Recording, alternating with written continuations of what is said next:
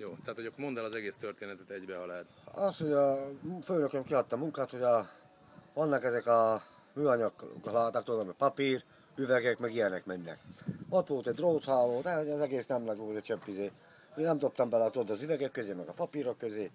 Megfogtam, hajtottam ezt, jött a rendőr, megállt egy darabon. Nem szól semmit, még a kukánál voltam, amikor elhagytam a kukát, a dróttól együtt.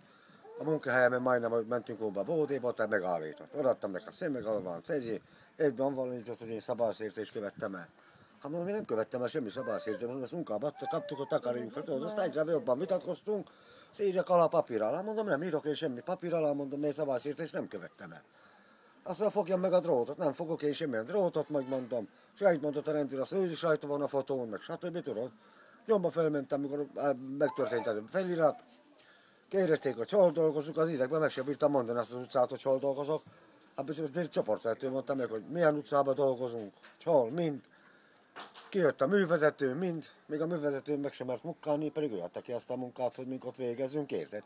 És a főnököm meg sem mert, csak annyit mondta, hogy én vitatkozok a rendőrökkel. Mondom, egyszerűen nincs igazok, akkor mégis én alant, amit nem követtem el. És mi lett a vége? Kaptál egy bírságot? Megbüntettek szabálysértésért. Mi az indok, hogy miért? Hát indokot nem adott azért, hogy én megfogtam a drótot, vagy mit tudom én.